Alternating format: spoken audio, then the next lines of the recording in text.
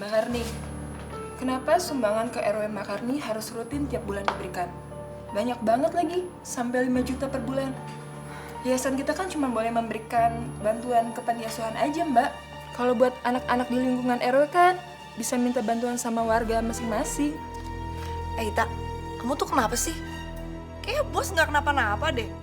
Setuju-setuju aja, kenapa malah kamu jadi marah-marah?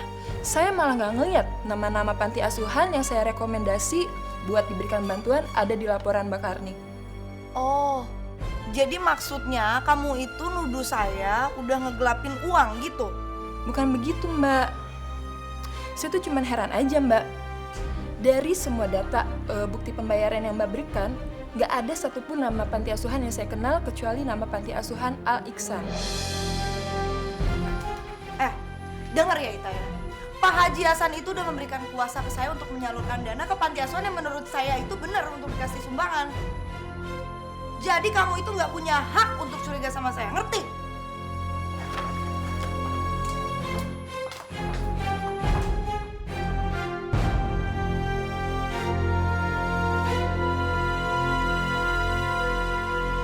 Kayaknya aku harus menyingkirkan dia. Biar semua rencanaku bisa berjalan dengan lancar. Maaf Pak, saya mau melaporkan ini. Apa ini, Karni? Gini Pak, saya menemukan hal-hal yang mencurigakan dari laporan keuangan yang dibuat Ita. Jadi di situ dia tulis panti-panti yang alamatnya saya nggak pernah tahu Pak. Malah saya udah ngecek ke sana, tapi ternyata panti itu nggak ada, cuma tanah kosong aja. Nah, sementara Ita terus-terusan maksa saya untuk bisa mengizinkan memberi bantuan ke panti itu. Kenapa laporan keuangan ini berbeda ya dengan laporan yang dibuat Ita?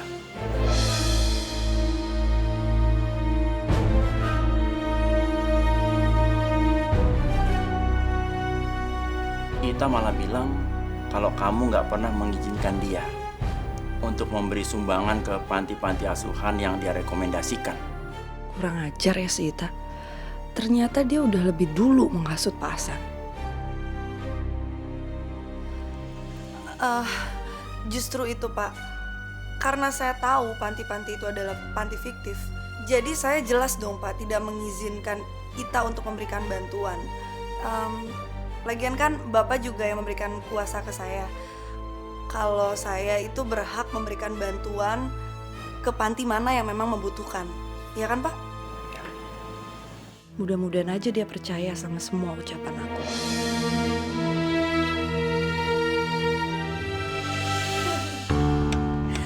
Ya ampun, gak kerasa ya, udah 1,5 miliar uang dari sumbangan yayasan masuk ke rekening aku.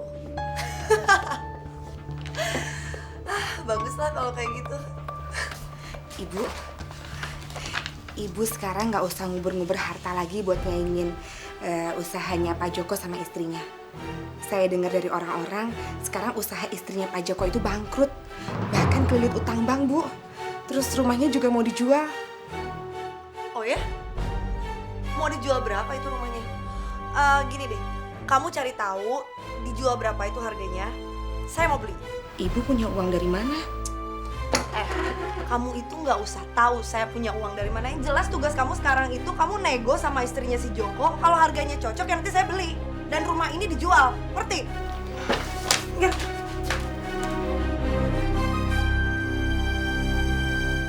Tolong Pak, jangan pecat saya. Saya nggak salah.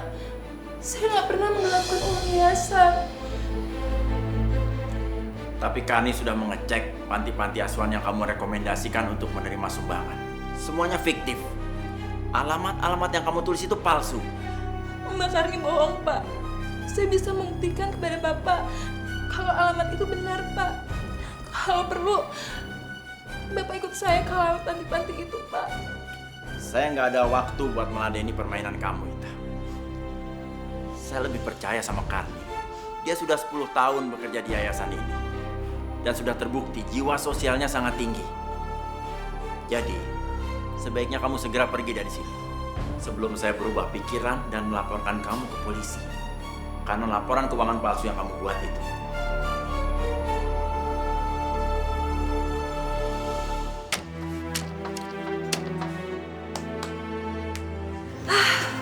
bentar lagi pindah deh dari rumah ini. Rumah ini dijual. Kamu bener-bener gak punya duit kan? Sampai rumah ini kamu jual. Kamu jual berapa? Bilang sama saya, biar istri saya bakal beli rumah ini. Nggak salah. Duit dari mana istri kamu? Dengar ya Joko ya. Yang ada istri kamu yang nunggu duit dari aku. Aku udah ngasih DP ke istri kamu 50 juta. Apa? Oh, jadi kamu nggak tahu ya kalau usaha istri kamu itu udah bangkrut dan istri kamu mau jual rumah kalian? Makanya, jadi cowok itu harus bertanggung jawab. Jangan cuma bisanya ngabisin harta istri aja. Mau kamu kalau nanti kamu tidur di bawah kolong jembatan, mau?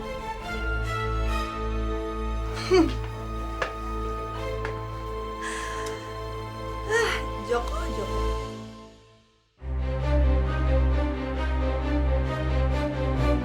Apa-apaan ini? Hah? Kok semua barang diangkut dan kamu nggak beritahu sama aku? Apa benar rumah ini bakal jual? Heh, Mas, kapan aku bisa bicara sama kamu? Kamu setiap hari minta uang terus. Pergi pagi, pulang malam langsung tidur. Kapan aku mau bicara sama kamu? Kamu nggak pernah mau peduli. Kamu bisa bantu? Tapi kamu tetap beritahu aku ini suami kamu. Masalah rumah ini, aku nggak bakalan pergi. Heh, terserah kamu ya. Kalau kamu masih mau tinggal di sini, terserah. Kamu diusir sama yang punya rumah, terserah. Saya udah jual rumah ini. Mana kunci mobil? Saya mau jual mobil itu. Eits, tidak bisa. Kamu pernah bilang kan bahwa kunci mobil ini milik aku. Jadi ini adalah hak aku. Sekarang ini aku yang cerain kamu. Mas Joko! Hati-hati ya Pak ya. Siapa ya? Itu dibawa masuk ya. Yun, kamu mendingan liatin deh, sekalian beresin kamar. Iya Bu. Udah ya? Udah, makasih ya, Pak. Ya. Waalaikumsalam. Bu Ustazah? Kamu pindah ke sini? Oh, iya Bu Ustazah. Ini kebetulan saya lagi ada rezeki sedikit, jadi rumah lama saya jual, terus saya pindah ke sini. Wah, hebat banget kamu Karni. Baru kerja di panti sosial aja bisa beli rumah sebesar ini. Tapi bukannya ini rumahnya istri Joko ya? Yang mantan pacar kamu itu?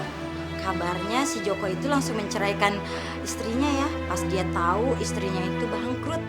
Untung kamu gak jadi nikah sama dia ya Karni. Ternyata Joko itu lelaki mata duitan. Itu berkat kemuliaan hatinya Karni. Karni kan selalu menyumbangkan penghasilannya buat anak-anak yang kurang mampu. Jadi Allah melapangkan rezekinya dan melindungi dari orang-orang jahat seperti si Joko. Amin. Iya, bener Bu Ustazah. Oh iya, sebentar. Ini Bu Ustazah, ada sedikit rezeki, siapa tahu ini berguna. Kasihan Bu Ustazah. Nggak tahu dia kalau Bu Karni selama ini udah makan uang sumbangan yang mestinya dikasihin ke anak-anak nggak mampu di RW ini.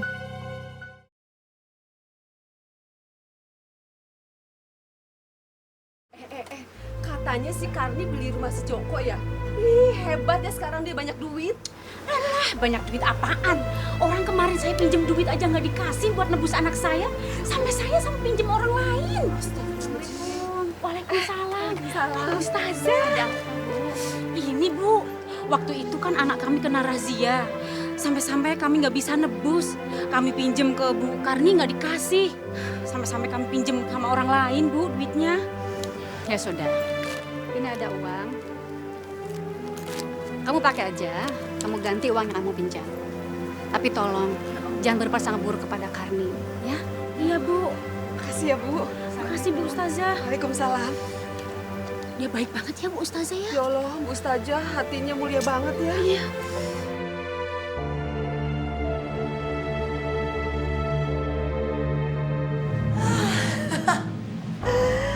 Akhirnya aku bisa tinggal di rumah sebesar ini.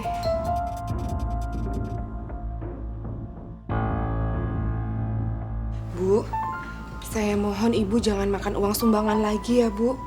Sekarang Ibu kan udah punya rumah yang besar. Terus uang Ibu juga kan udah banyak Bu. Yun, kamu tuh bisa nggak sih berhenti ngatur-ngatur saya? Kalau kamu nggak suka tinggal di sini ya udah tinggal keluar aja dari rumah ini. Bu. Saya kan bukan ngatur ibu, tapi saya cuma ngingetin, Bu. Denger ya. Saya tuh udah kehabisan sabar sama kamu. Lebih baik kamu keluar dari rumah ini. Udah buruan sana pergi. Saya udah malas dengan semua omongan kamu. Iya, saya akan pergi. Saya juga nggak mau terlalu banyak menikmati uang haram yang ibu makan. Saya takut terkena azab Allah, Bu. Sana pergi, pergi. Ikutin aja tuh Allah kamu tuh sana. Saya mau lihat ya, sejauh mana sih kamu bisa bertahan keluar dari rumah ini. Dasar nggak tahu terima kasih.